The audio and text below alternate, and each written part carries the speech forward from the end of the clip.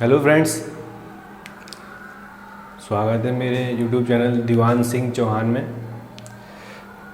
कल हमने machine design का एक टॉपिक पढ़ा था।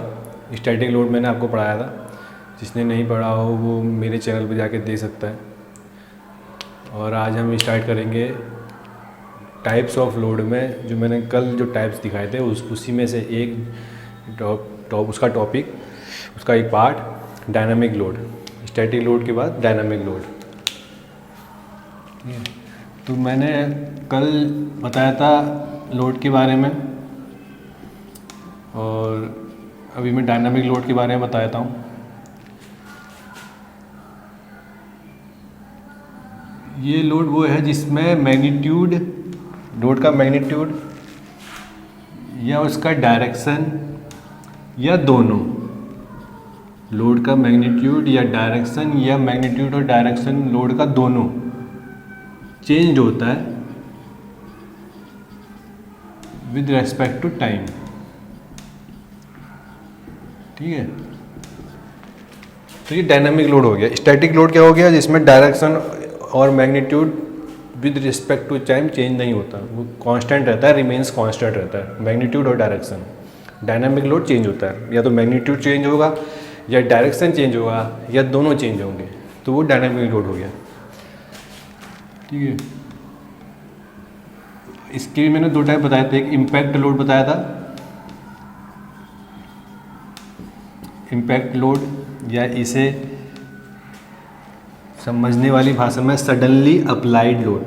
जो सडनली अप्लाइड होता है, कल मैंने ग्रेजुअली अप्लाइड लोड बताया था, वो एक स्टैटिक लोड हो गया। अभी मैं बता रहा हूँ सडनली अप्लाइड लोड। समझ गए होंगे इसके टर्म से। और या इसे कहते हैं इंस्टेंटेनियस लोड, इंस्टेंटेनियस लोड।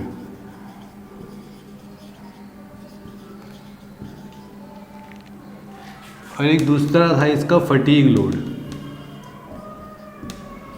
ठीक है, फटीग लोड, फटीग लोड कह दो या साइक्लिक लोड कह दो या फ्लक्चुएटिंग लोड कह दो।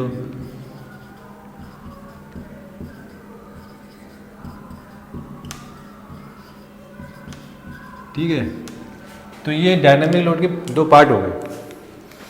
अभी मैं आपको इन दोनों के बारे में बताऊंगा, इम्पैक्ट लोड और फटीग लोड के बारे में। ठीक है, चलिए आगे देखते हैं।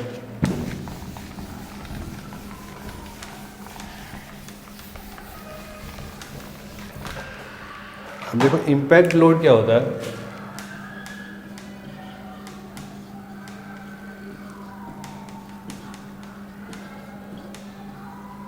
It is a load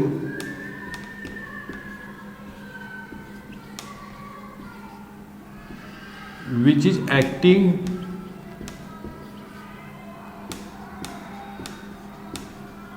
for a short interval of time।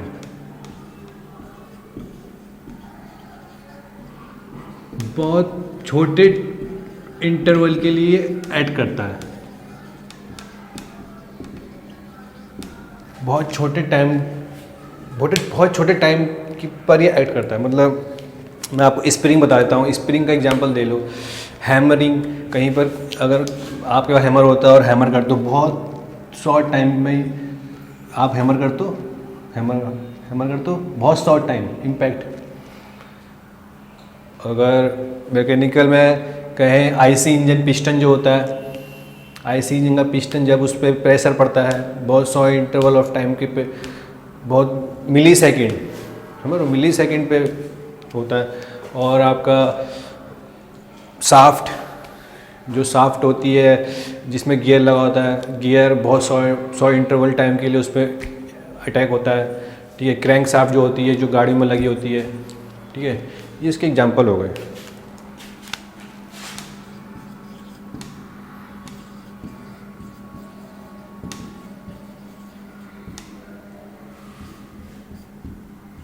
IC engine piston.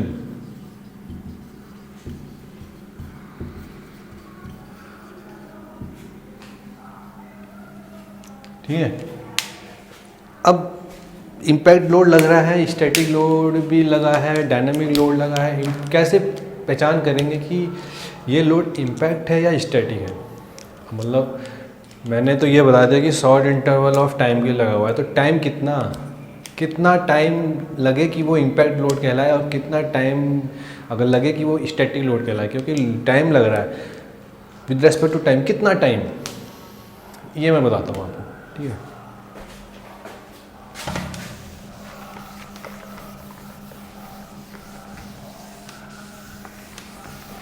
अब देखो,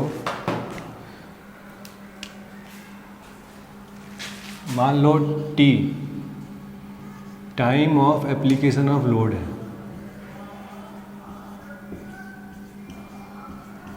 time of application of load, मतलब वो टाइम जितने टाइम पे लोड उस पर एक्ट कर रहा है, जितने टाइम तक वो उस लोड ने किसी दूसरे ऑब्जेक्ट पर एक्ट करा है, मतलब टाइम या time up to load which,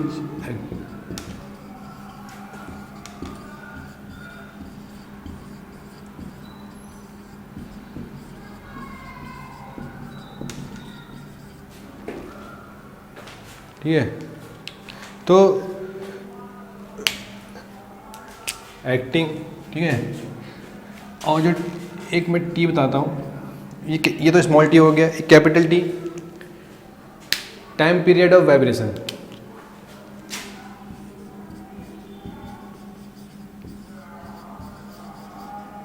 capital T से आप सब इस कैपिटल टी को सब जानते होंगे कि क्या होता है। पेंडुलम, इसका कितना टाइम पीरियड है, टाइम पीरियड कैसे, ये यहाँ गया,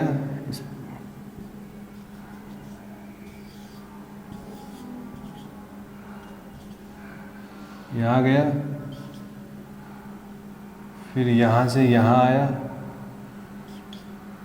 फिर यहाँ से यहाँ,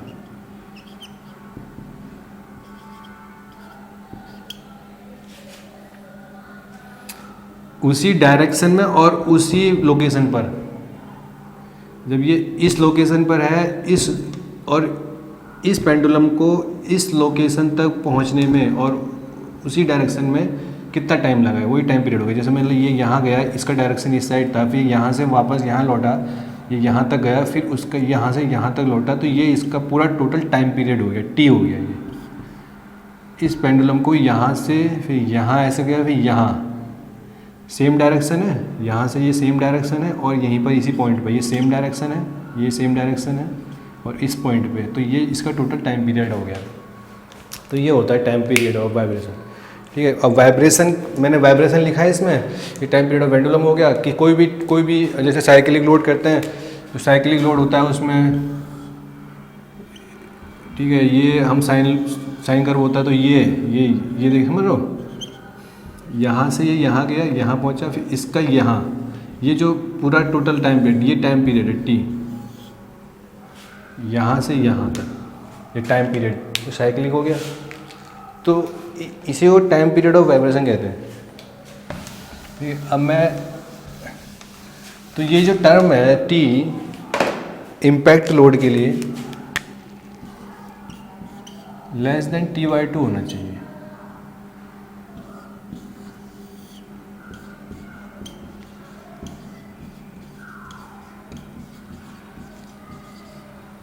ठीक है, इम्पैक्ट लोड के लिए।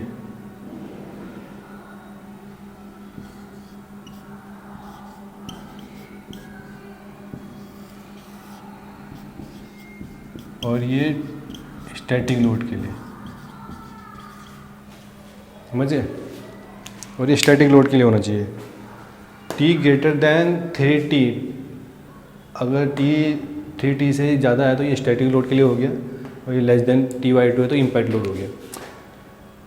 तो हम जब भी किसी भी चीज़ का डिज़ाइन होता है, कोई भी आप तो हमेशा डिज़ाइन मान के चलते हैं कि ये वर्स्ट कंडीशन में पहुंचेगा, उसके हिसाब से डिज़ाइन होता है। मतलब कोई भी आप सोच लो, मैं ये मार्कर है, इस मार्कर का डिज़ाइन कैसे करूँगा कि ये अगर ये कि इसका मैक्सिमम लोड मैं कितना लगा सकता हूँ, मतलब वर्स्ट कंडीशन इसकी, मतलब अगर ये कितना तुम इसको लगा सकते हो, कौन इस पर कितना किस किस यूज में है ये, अगर इस यूज में है तो ये कितना लोड इस पर लग सकता है, मैक्सिमम कितना लोड लग सकता है ताकि ये टूटे ना। वर्स्ट कंडीशंस देख के चलते हैं हम डिज़ाइन में, ताकि वो वहाँ तक पहुँचे। अगर कोई भी किसी भी कंडीशन में अगर वहाँ तक वो सेफ़ तो हो, तो वर्स्ट कंडीशन हम डिज़ाइन में चूज करते हैं। ठीक है, तो मैं इसकी अगर वर्स्ट कंडीशन बताऊँ तो मैं इसकी वर्स्ट कंडीशन, जैसे टी हमेशा टी इम्पैक्ट लोड में जो स्मॉल टी है वो लेस देन T/2 होना चाहिए। वर्स्ट कंडीशन क्या हो गया अगर टी ग्रेटर देन T/2 हो गया तो, और ये 3T, और इसकी वर्स्ट कंडीशन क्या होगी अगर ये लेस देन 3T हो गया तो हम इस कंडीशन में डिज़ाइन करेंगे। समझ गए, इस कंडीशन में हम डिज़ाइन करते हैं। तो ये कंडीशन होती है कि हम इस कंडीशन में इसका डिज़ाइन करेंगे। ठीक है, अब मैं आगे बढ़ाता हूँ इसका इम्पैक्ट एक्सियल लोड।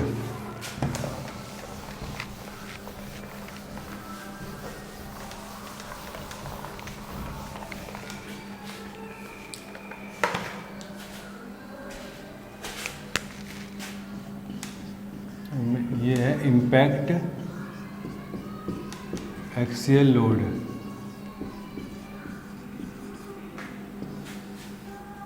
एक बात आपको बता देता हूँ कि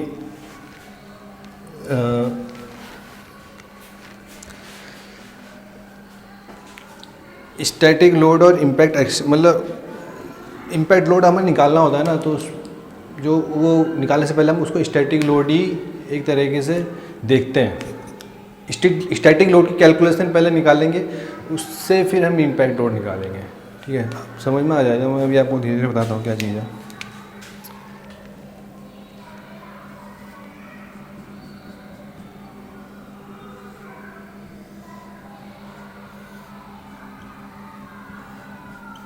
ये लोड मैंने P लगाया है इस पर, ये स्टैटिक लोड हो गया। ठीक है, तो इसमें जो डिफ्लेक्शन आएगा, जैसे ये लोड मैंने P लगाया है, इसमें जो डिफ्लेक्शन आएगा, मान लो ये डेल्टा स्टैटिक, ये स्टैटिक लोड है। ठीक है, डेल्टा ST आया है, इस लोड की वजह से इसमें डिफ्लेक्शन जो आया वो डेल्टा ST आया। ठीक है,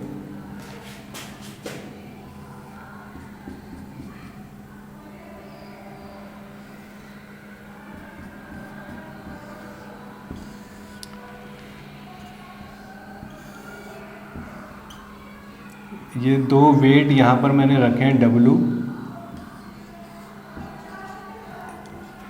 H हाइट है, ये एक बीम है। इस पे ये इस पे जब ये वेट इस पे यहाँ पर जब पड़ेगा ना इसके सेक्शन पे, ठीक है, तो जब ये H हाइट तक यहाँ कवर करेगा तो कितना ये यहाँ पर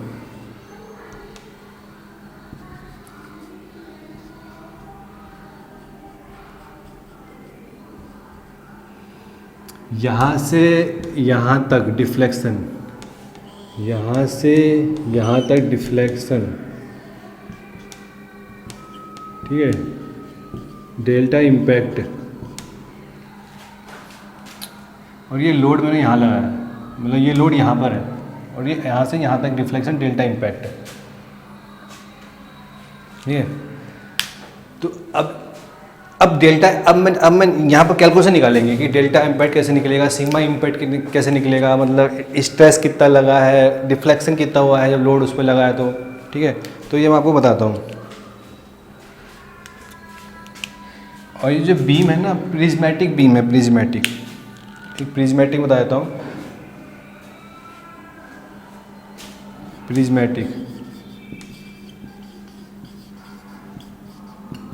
की टर्म है uniform cross section along the length. इसका cross section along the length, पूरी लेंथ में एक ही क्रॉस सेक्शन है।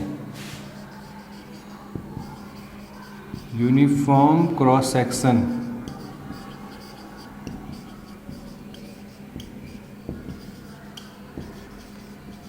अलोंग द लेंथ, उसे कहते हैं प्रिज्मेटिक बीम। ठीक है, अब आगे तो आप पढ़ोगे, आगे जब ये बताएंगे कि डेल्टा स्टैटिक है नहीं, अभी मैं आपको ये जैसे ये मैंने बता दिया। अब डेल्टा स्टैटिक जो है वो कैसे निकलेगा? डेल्टा स्टैटिक तो पता ही है हम सबको, आपको पता ही होगा डेल्टा स्टैटिक क्या होता है, PLYAE।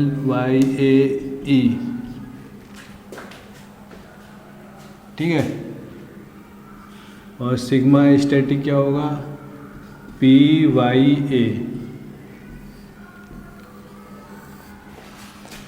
Delta static P load, L length हो गई, PL क्रॉस सेक्शन इसका A, और elasticity E। Elasticity, modulus of elasticity. ठीक है, ये E हो गया। ठीक है, अब इन दो इक्वेशन से हम impact, deflection of impact, delta impact और सिग्मा इम्पैक्ट, ये दोनों निकालेंगे कि स्ट्रेस कितना आया इसमें जब ये लोड इस पर लगा, और कितना डिफ्लेक्शन हुआ जब ये W इस पर इम्पैक्ट किया, कितना डिफ्लेक्शन हुआ, डेल्टा इम्पैक्ट क्या हुआ, और जब ये W इस पर इम्पैक्ट किया तो कितना स्ट्रेस इस बीम पे जनरेट हुआ, इस सिग्मा इम्पैक्ट। ठीक है, ये बताता हूँ तो बोल कैसे निकालेंगे।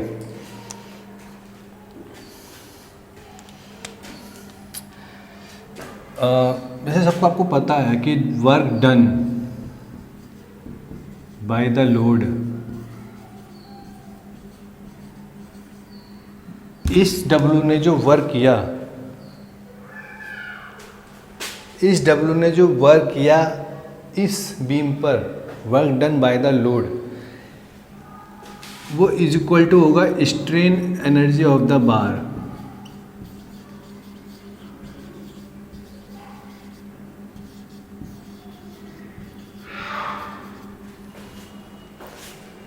ठीक है,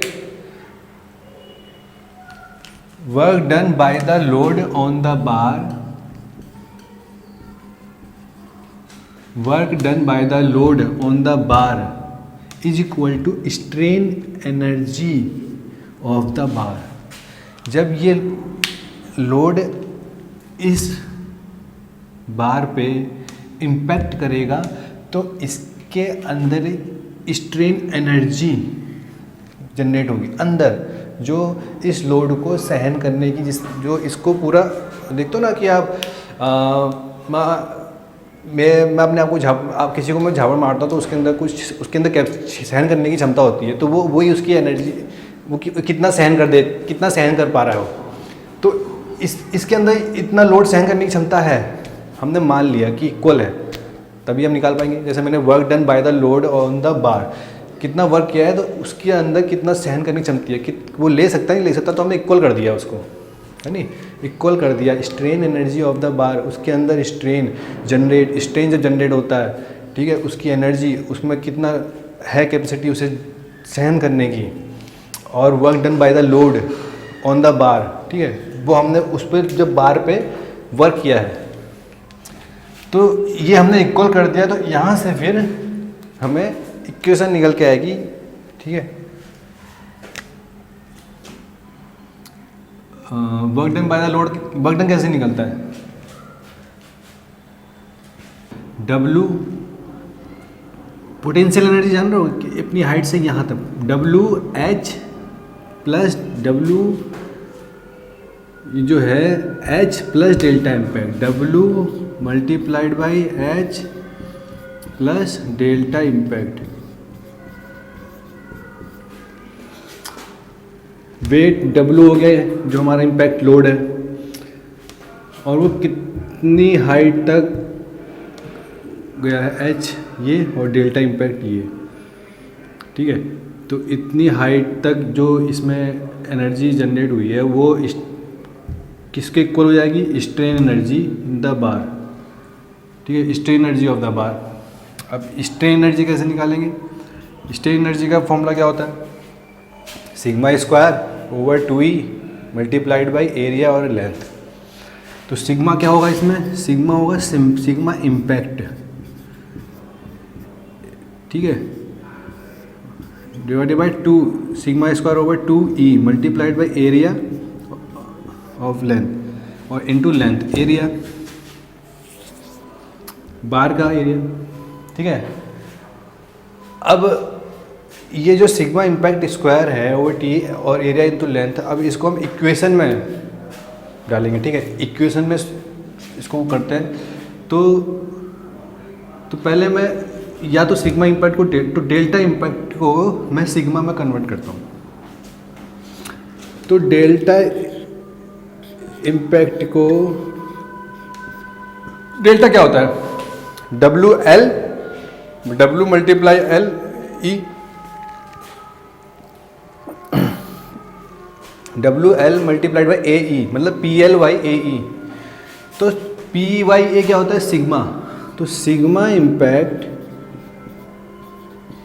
सिग्मा L/E, ठीक है, और मल्टीप्लाइड बाय हो गया सिग्मा इम्पैक्ट का स्क्वायर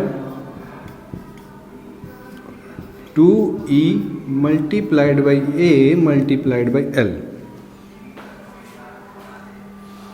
अब इसको इक्वेशन की फॉर्म में लिखते हैं जिससे मैं सिग्मा इम्पैक्ट निकाल सकता हूँ। तो इक्वेशन की फॉर्म में अगर मैं इसको लिखूँगा sigma impact square AL/2E minus sigma impact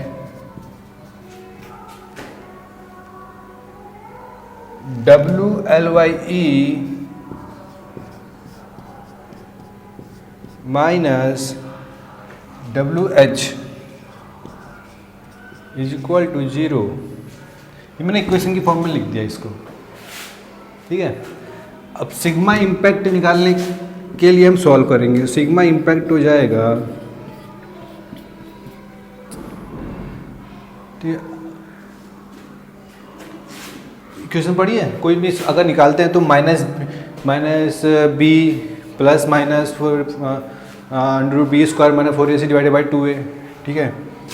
तो इसमें ये करेंगे माइनस, इसमें ये हो गया सिग्मा इम्पैक्ट और कांस्टेंट, तो minus b plus minus under b square minus 4AC divided by 2A, ठीक है। तो माइनस बी, तो माइनस WL/E प्लस, इसमें प्लस लेंगे, ठीक है, क्योंकि हमको स्ट्रेस जो है वो पॉजिटिव आएगा तो ये माइनस, ठीक है, पॉजिटिव आएगा तो ये माइनस माइनस प्लस हो जाएगा, तो ये भी प्लस हो जाएगा। अगर यहाँ निगेटिव लेंगे तो ये क्या पता इससे माइनस हो जाए और माइनस आए, तो हमको मैक्सिमम लेना है, सिग्मा इम्पैक्ट WL/E प्लस, क्योंकि minus b plus minus under root b square minus 4AC होता है, तो अंडर रूट बी स्क्वायर क्या है, यही है, माइनस WL/E का स्क्वायर, ठीक है, और minus 4AC minus 4A constant, A ये हो गया क्योंकि ये हो गया, ठीक है, AL/2E b square minus 4AC minus WH, ठीक है, और ये डिवाइडेड बाई हो गया 2A AL/2E, ठीक है, चमक रहा है, ठीक है, यहां तक आ गया।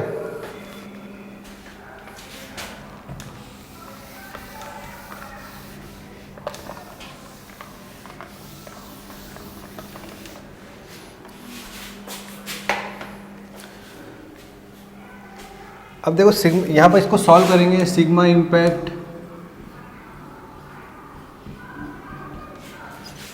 तो जब इसको सॉल्व करेंगे ना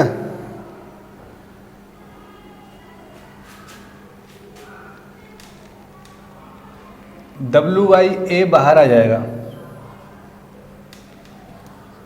और 1 प्लस अंडर रूट 1 प्लस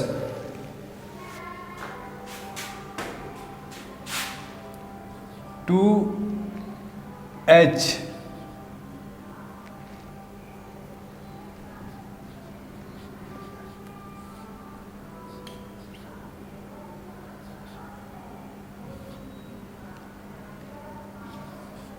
ये आ जाएगा। ठीक है, दिख रहा है? हाँ, इसको अगर सॉल्व करेंगे तो ये आ जाएगा। फिर इसको हम sigma impact WYA sigma static, जैसे मैंने बताया था सिग्मा क्या होता है, sigma static WYA PYA sigma PYA। ठीक है, तो ये हो जाएगा सिग्मा WYA और 1 plus under root 1 plus 2H delta static.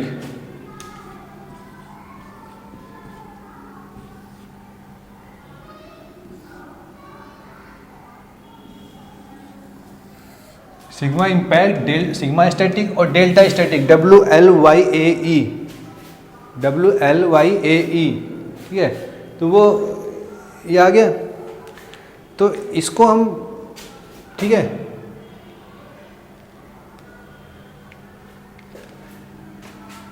तो यहां से हम सिग्मा इम्पैक्ट, अब ये जो टर्म है ना पूरा,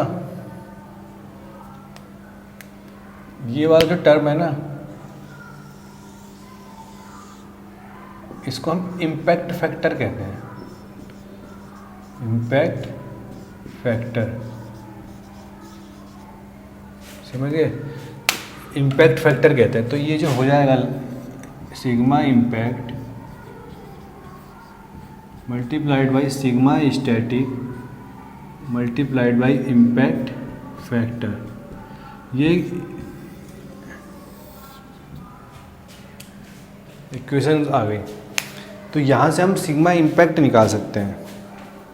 सिग्मा स्टैटिक हमको पता होगा, तो यहाँ से हम, ठीक है, ये हो गया। अब मैं इसको हटा देता हूँ।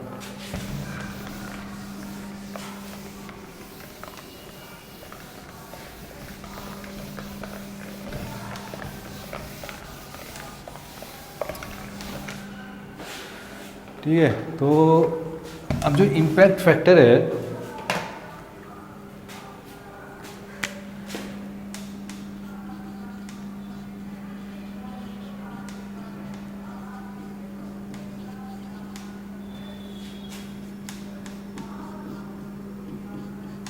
क्या है, 1 plus under root 1 plus 2H over delta static.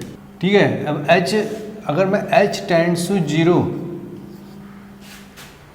H tends to 0 मतलब जो हाइट है वो, समझ गए होंगे, मैं बता दिया, जो हाइट है वो बिल्कुल नीचे, मतलब 0 मान लिया हमने। तो ये जो इम्पैक्ट फैक्टर की वैल्यू हो जाएगी ना, 1 प्लस अंडर रूट 1 प्लस 0, तो 2, ये मिनिमम वैल्यू हो गई। इम्पैक्ट फैक्टर जो होगा फिर वो greater than equal to 2 if H tends to 0।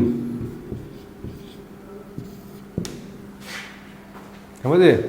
If H tends to 0 impact factor 2 से कम नहीं हो सकता, 2 से कम नहीं हो सकता, हमेशा 2 से ज़्यादा होगा। समझ गए?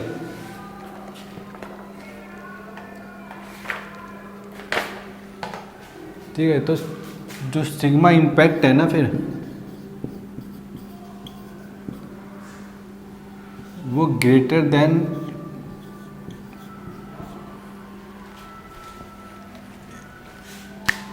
2 सिग्मा ST, हमेशा greater than equal to 2 sigma ST होगा। सिग्मा इम्पैक्ट मतलब सिग्मा स्टैटिक सिग्मा इम्पैक्ट की वैल्यू हमेशा greater than equal to sigma static. ये आ गया, नोट कर लेना। ठीक है, अब इसमें मैं आपको एक टर्म लिखवा देता हूँ, तो आपको जब कोई क्वेश्चन आएगा तो कैसे कैसे करना है। कोई भी क्वेश्चन आएगा तो सबसे पहले आपको जो इम्पैक्ट लोड का क्वेश्चन होगा उसको स्टैटिक लोड मान के हमको पहले स्टैटिक डिफ्लेक्शन निकालना पड़ेगा, स्टैटिक स्ट्रेस निकालना पड़ेगा। ठीक है, फिर वो निकालने के बाद हम सिग्मा स्टैटिक यहाँ रखेंगे। सिग्मा देखो, सिग्मा स्टैटिक में डेल्टा स्टैटिक में एच पता होगा तो सिग्मा इम्पैक्ट निकल जाएगा। समझिए, सिग्मा इम्पैक्ट निकल जाएगा तो सिग्मा इम्पैक्ट उस जो इम्पैक्ट लोड वाला क्वेश्चन होगा, वो जो क्वेश्चन अगर इम्पैक्ट लोड का है तो पहले हम उसको as a static load treat करेंगे कि ये स्टैटिक लोड है। फिर उसके हिसाब से फिर वो क्वेश्चन निकलेगा। पहले स्टैटिक लोड मान लेंगे कि W जो है वो स्टैटिक लोड मान लिया, चाहे वो इम्पैक्ट लोड का क्वेश्चन हो, पर वो स्टैटिक लोड मान के हमने उसी क्वेश्चन को, उसमें हाइट कुछ कंसिडर नहीं करेंगे कि सोचेंगे कि ये स्टैटिक लोड लग रहा है और उसको सिग्मा स्टैटिक ऐसे निकालेंगे WLY AE, delta static WLY AE और सिग्मा स्टैटिक WYA। वहाँ से सिग्मा स्टैटिक डेल्टा स्टैटिक निकल जाएगा, फिर वहाँ से सिग्मा इम्पैक्ट में वो वैल्यू रख देंगे तो वहाँ से फिर हमारी सिग्मा इम्पैक्ट की वैल्यू आ जाएगी। तो ऐसे इम्पैक्ट लोड निकालेंगे, डायरेक्ट नहीं निकालेंगे, वैसे जैसे मैंने बताया वैसे निकलेगा। ठीक है, तो ये इम्पैक्ट लोड की बात हो गई। अभी मैं आपको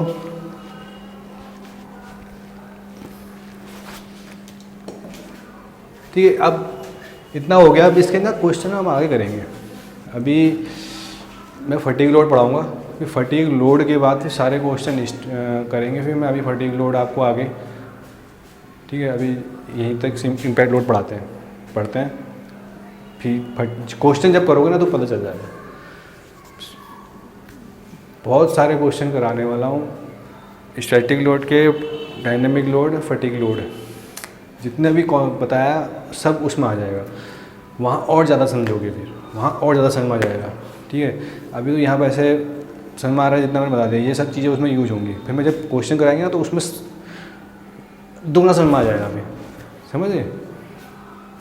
चलो, थैंक यू।